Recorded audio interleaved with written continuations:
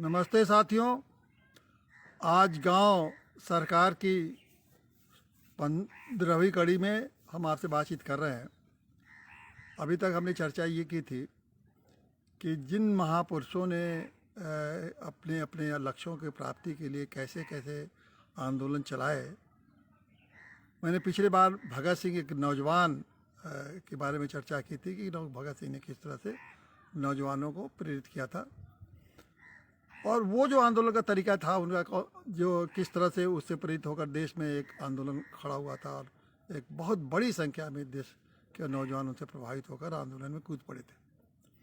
आज हम नेताजी सुभाष चंद्र बोस की चर्चा करेंगे।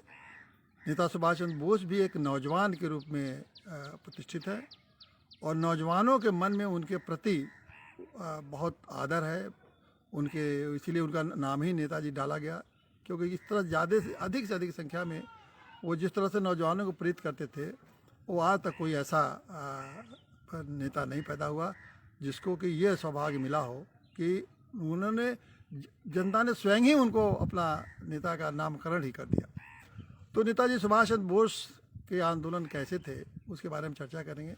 लेकिन एक बात मैं आपको बताना चाहूँगा कि आंदोलन का ये मतलब ये मत समझिए कि कोई सड़क पर आके प्रदर्शन और धरना और ये सब जो कार्यक्रम होते हैं वही किया जाए तो वही आंदोलन होते हैं। आंदोलन का मतलब ये होता है कि कैसे प्रेरित किया जा सके, मतलब लोगों को कैसे आंदोलित किया जा सके, यह आंदोलन का मतलब होता है। और आंदोलन को प्रेरित करने के बहुत सारे तरीके होते हैं। किसी तरह से लोगों के अंदर ये कि प्रेरणा पैदा करने के लिए, आंदोलित करने के लिए बहुत सारे तरीके होते हैं और उसको अलग अलग ढंग से लोग अपने अपने ढंग से उसका प्रेरित करते हैं और उस आंदोलन का रास्ता बनाते हैं।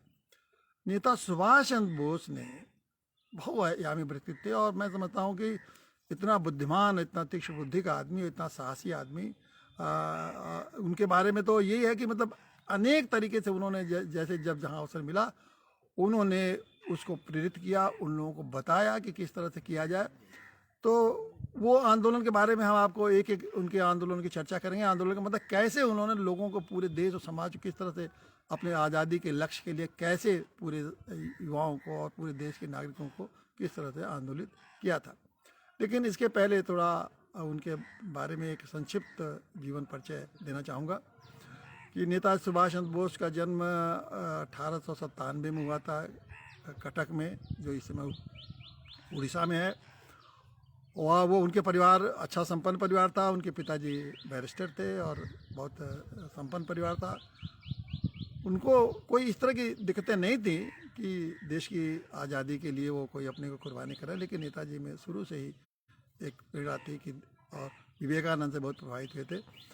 जो उन्होंने पढ़ाई भी अच्छे स्कूलों से किया, वहाँ से जो अंग्रेजी स्कूल थे वहाँ से पढ़े। फिर उनके पिताजी ने इच्छा थी कि ये आईसीएस बने और आईसीएस बनने के लिए उनको लंदन भेज दिया गया।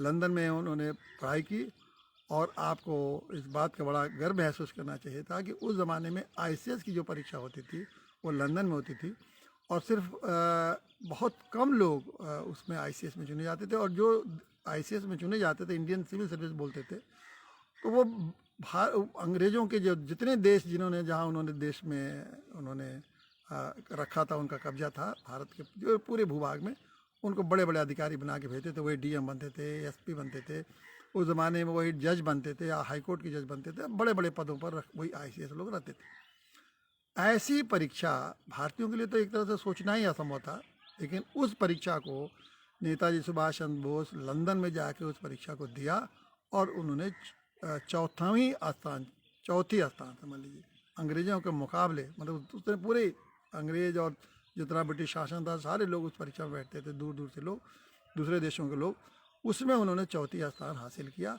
और कितनी बड़ी उपलब्धि नेताजी सुभाष चंद्र बोस ने करीब 22-23 साल की उम्र में ये हासिल किया और एक ही बार बैठा।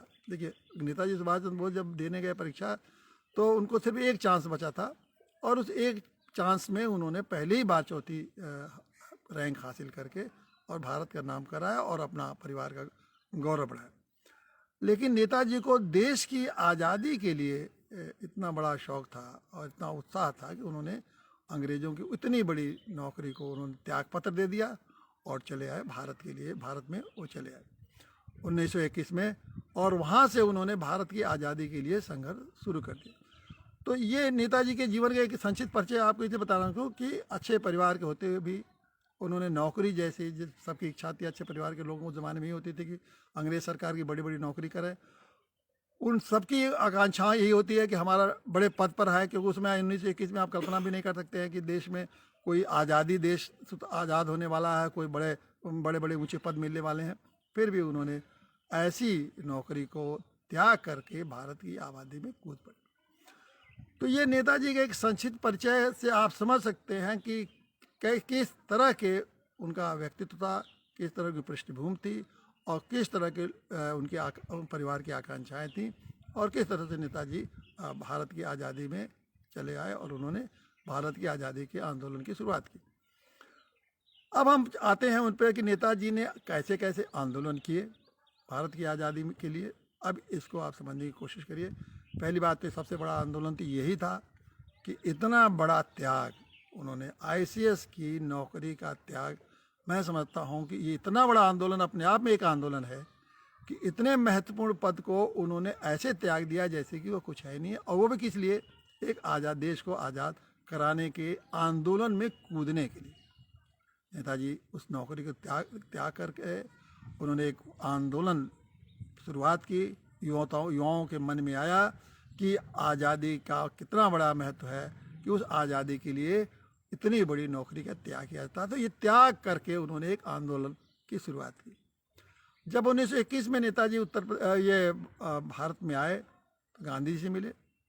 गांधी जी ने कहा कि आप उसी गांधी जी का उसमें असहयोग आंदोलन चल रहा था, जिसमें गांधी जी अंग्रेजों के खिलाफ सारे असहयोग करने का आंदोलन ज़बरदस्त रूप से चला रहे थे। गांधी जी ने कहा कि आप जाइए बंगाल में, और वहाँ देश बंधु चित्तरंजन दास, वो भी एक बहुत बड़े बैरिस्टर थे, और देश बंधु चित्तरंजन दास भी बैरिस्ट्री छोड़कर उन्होंने आज़ादी की लड़ाई में अपने को सर्वस्व न्यौछावर कर दिया। तो उनके साथ उन्होंने, गांधी जी ने कहा कि आप उनके साथ अपना ये आंदोलन शुरू करिए। अब वहाँ 1921 में जब बंगाल में पहुँचते हैं तो नेता सुभाष चंद्र बोस जी 22-23 साल का नौजवान, पहला उन्होंने शुरुआत की कि उस समय प्रिंस चार्ल्स, लंदन के जो क्वीन के प्रिंस थे, वो कलकत्ता आए हुए थे। तो उन्होंने पहला ही शुरुआत की कि उनकी जो प्रिंस चार्ल्स के जो यात्रा हो रही थी उसका उन्होंने बहिष्कार शुरू कर दिया, और उनके खिलाफ काला झंडा दिखाया, नारेबाजी किया, और उसमें नेताजी को 6 महीने की सज़ा हुई। तो पहले ही आते ही आते उन्होंने एक ये दिखाया कि हम अंग्रेज़ों के सत्ता का एक विद्रोही एक शख्सियत नेताजी ने दिखा दिया कि हम विद्रोह कर रहे हैं, आपकी बातों को हम नहीं मानेंगे, हम आपका विद्रोह करते रहेंगे आज़ादी के लिए, और विद्रोह की शक्ति उन्होंने पैदा की। तो देखिए, एक जगह त्याग, और जब भारत में आए तो त्याग के बाद उन्होंने एक विद्रोहात्मक रुख नेताजी ने अपनाया। 6 महीने की जेल भी उन्होंने काटी। इसके बाद नेताजी का एक और मैं आपको बताऊं गुण कि किस तरह से उन्होंने विद्रोह के अलावा कितना कंस्ट्रक्टिव वर्क भी कर सकते थे। और वो कंस्ट्रक्टिव वर्क ये है कि जब देश बंधु चित्तरंजन दास वहाँ मेयर का चुनाव लड़े कलकत्ता में, और वो बहुत स्वतंत्रता सेनानी थे, बहुत पॉपुलर थे, बैरिस्टर थे, हर मानव योग्य थे, जनता ने उनको मेयर चुना। तो जब मेयर वो बने तो नेताजी सुभाष चंद्र बोस को उन्होंने अपना मुख्य कार्यकारी अधिकारी नियुक्त कर दिया, वही 24-25 साल की उम्र में। और 24-25 साल की उम्र में वो मुख्य कार्यकारी नियुक्त किए। तो नेताजी ने वो काम किया उस कलकत्ता के महानगर में कि अभूतपूर्व काम किया। उन्होंने पहला तो ये किया कि अंग्रेज़ों के जितने बड़ी बड़ी मूर्तियाँ थीं, और उस समय सभी मूर्तियाँ कलकत्ते में अंग्रेज़ों के खड़ी की गई थी, उनके राजाओं की, महाराजाओं की, उनके वायसरायों की, उनके लॉर्डों की, नेताजी ने हटा के भारतीय लोगों की मूर्तियाँ लगाना शुरू किया। इसके साथ साथ उन्होंने जितनी नौकरियाँ थी, वो स्वतंत्रता सेनानी के जो लड़के थे उनको नौकरियाँ देना शुरू की। तो इससे अंग्रेज़ों को लगा कि ये नेताजी सुभाष चंद्र बोस ये ऐसा काम कर रहे हैं, तो ये तो अंग्रेज़ों के हैसियत को ही एक तरह से चुनौती दे रहे हैं। तो मैंने कहा ना कि वो तो विद्रोही थे, तो इनके हैसियत को सीधे उन्होंने चुनौती दी जब उनको एक पद मिला, एक वो डेमोक्रेटिक पद का, ये जो एक सरकारी पद ही कह सकते हैं कि क्योंकि महापौर तो सरकार वो था। तो एक सरकारी पद जब उनको मिला तो उन्होंने भी दिखाया कि अंग्रेज़ों से वो जबकि अंग्रेज की सरकार थी उसमें भी नेताजी बिल्कुल डरे नहीं और उन्होंने वो अपने देश के लिए और अपने स्वतंत्रता सेनानियों के लिए काम करना शुरू कर दिया। इसी बीच क्या हुआ कि एक नौजवान था, उसने एसपी को, महानगर कलकत्ता के एसपी को सोचा कि उसको गोली मार दें। शाह नाम का युवा था, तो वो भी क्रांतिकारी था। तो उस क्रांतिकारी ने एक गलती से एसपी को, पुलिस सुपरिटेंडेंट को गोली न मार के गलती से एक ऐसे आदमी मार दिया जो व्यापारी था, वो भी अंग्रेज था। इस पर नेता उसको फांसी की सज़ा हुई और जब फांसी की सज़ा हो गई तो नेताजी को ने कहा कि उसकी फांसी, उसके शव को हमको दिया जाए और उसका सम्मान हम दाह संस्कार करेंगे। उस शव को लेके नेताजी ने दाह संस्कार किया। ये अंग्रेज़ों को बहुत ही बुरा लगा और उनको ये लगा कि ये तो हम लोगों की सत्ता को लगातार ये चुनौती दे रहा है और ये दाह संस्कार एक तरह से चुनौती थी, कोई शव लेने को तैयार नहीं था और नेताजी सामने आए और उसका दाह संस्कार किया। वो समझते थे कि ऐसे आदमी का दाह संस्कार कर रहा है जो कि हमारे सत्ता के खिलाफ है, जिसने कि गोली मारी है, पुलिस सुपरिटेंडेंट गोली मारना चाहता था, ऐसे आदमी के दाह संस्कार नेताजी कर रहे हैं। तो नेताजी को उन लोगों ने ये दिखा के कि ये क्रांतिकारियों से मिले हुए हैं, जो हिंसक क्रांतिकारियों से मिले हुए हैं, तो नेताजी को उन्होंने एक बिना किसी कारण बताए उनको प्रतिबंधक कानून में, मतलब जिसमें भी मुकदमा नहीं चलता है, उसमें उठा के बंद कर दिया और वहाँ बर्मा के जेल में उनको भेज दिया और वहाँ नेताजी बंद कर दिए गए और कोई मुकदमा नहीं चल रहा था। निरोधात्मक कानून जिसमें कि जब तक चाहे वो उनको बंद रख सकते हैं बिना किसी मुकदमा के चलाए भी। तो वो वहाँ मांडले जेल के नाम से मशहूर है। मांडले जेल ऐसे लोगों को भेजते थे जिनको बड़े सख्ती करते थे अंग्रेज, तो मांडले जेल वहाँ उनको भेज दिया। अब नेताजी ने मांडले जेल में अपना समय गुजार रहे थे, उनको छोड़ नहीं थे। वहाँ से बहुत तबीयत खराब हुई। फिर नेताजी को उन्होंने कहा कि हम छोड़ देंगे लेकिन आप यूरोप जाके दवाई करिए। नेताजी तैयार नहीं हुए, लेकिन बाद में उनकी तबीयत और ख़राब हुई, फिर उनको छोड़ना पड़ा और नेताजी फिर आके यहाँ बंगाल में फिर अपने कार्यक्रम में देश के आज़ादी की लड़ाई में संलग्न हो गए। इस तरह वो देश जब भी अपने मौका मिलता था फिर आके वो आंदोलनों में लग जाते थे। आपको 11 बार नेताजी को जेल जाना पड़ा, 11 बार। छोटे से बहुत थोड़ी अवधि में बताऊँ आपको कि ये 21 से और 31 तक आते आते उनको 10 साल में 11 बार नेताजी को किन्हीं विभिन्न कारणों से बराबर जेल में थे, क्योंकि नेताजी हमेशा अंग्रेजों के सत्ता को ललकारते रहते थे, विद्रोह करते रहते थे, ताकि लोगों में ऐसे अंग्रेजों के खिलाफ जो डर और खौफ और जो उनके अंग्रेजों के बारे में उनको ये हता है कि इनकी सत्ता नहीं जाएगी, ये लोगों के अंदर से ख़त्म करना चाहते थे। और इसलिए जब जब अंग्रेज की कोई भी बात होती थी, किसी मामले में वो पिछड़ते नहीं थे, आगे बढ़ के और कमाल संभालते थे। इसी बीच ये देशबंधु चित्तरंजन दास की मृत्यु हो गई। नेताजी उस समय जेल में बंद थे। नेताजी जेल में बंद होने के बाद उन्होंने वहीं से चुनाव लड़ा मेयर का, मेयर हो गए। मेयर होने के बाद 2 साल वो मेयर रहे, फिर अंग्रेजों ने उन्हें बंद कर दिया और फिर वो जेल में चले गए। तो ये जो नेताजी का ये तरीका देखिए कि एक तरह तो उन्होंने नौकरी त्याग की, दूसरा उन्होंने विद्रोही रुख बनाया और उसके बाद जो लोकतांत्रात्मक तरीके से जो वो व्यवस्था थी उसमें चुनाव से जो सीमित अधिकार अंग्रेजों ने भारतीयों को दे रखा था, उसमें चुनाव लड़के जीते और जीतने के बाद फिर जब मौका मिला तो उन्होंने देश के लिए और देश के नौजवानों के लिए, देश के लोगों के लिए ऐसा काम करते थे जिससे कि देश की तरक्की हो और लोगों का विकास हो और जो लोग मुश्किल में हैं उनकी मुश्किलों को कैसे दूर कर, ये भी उन्होंने अपने की योग्यता से दिखाना शुरू कर दिया। ये सब उनके आंदोलन ही है, ये मत समझिए कि ये कोई आंदोलन का चीज नहीं है, सब उनके तरीका था उनके आंदोलन का ये, और ये सब आंदोलन करते रहे। उसके बाद नेताजी कांग्रेस के अध्यक्ष बने, कांग्रेस पार्टी के। उसके बाद शुरुआत होता है 31 के बाद उनका जो नेताजी का जीवन है 10 साल का, 31 से लेके समझ लिए 1940 तक। 1931 से लेकर 1940 तक ये नेताजी पूरी तरह से कांग्रेस के कार्यक्रमों में व्यस्त हो गए। 2-3 साल उनको हिंदुस्तान छोड़ के जाना पड़ा। वहाँ भी वो विदेश में भी गए तो वहाँ भी विदेशी लोगों से, मुसोलिनी से मिले और भी इस तरह के जो लोग थे जो कि भारत की आज़ादी के लिए सहयोग कर रहे थे, तो उन लोगों से बातचीत किया, उसमें भी सक्रियता रहे। अंत में वो कांग्रेस के जब अध्यक्ष बने तो गांधी जी को नेताजी का ये जो विद्रोहात्मक तरीका था वो पसंद नहीं आया। नेताजी चाहते थे कि वो असहयोग से अंग्रेजों को हटाया जाए। नेताजी को से कोई कोई गांधी जी से कोई विरोध नहीं था, एक दूसरे के दोनों ये आज़ादी की लड़ाई लड़ रहे थे, तरीके अलग अलग थे। गांधी जी का तरीका था कि हम अंग्रेजों के खिलाफ असहयोग करके अंग्रेजों को बाहर करेंगे, जब उनका सब व्यवस्था ही ठप कर देंगे तो इनको मजबूर होकर आज़ादी देनी पड़ेगी। नेताजी कहते थे कि ये हम इनको कितना भी रोकेंगे लेकिन ये जल्दी हटने वाले नहीं है, इसलिए इनको विद्रोह से, इनके खिलाफ सशक्त विद्रोह करके हम चाहे तो इनको हटा सकते हैं। तो ये विचारों का एक बदलाव था, तरीकों का रास्ते में अलग अलग हो सकते हैं, लेकिन दोनों का लक्ष्य था कि हम देश को आज़ाद करें।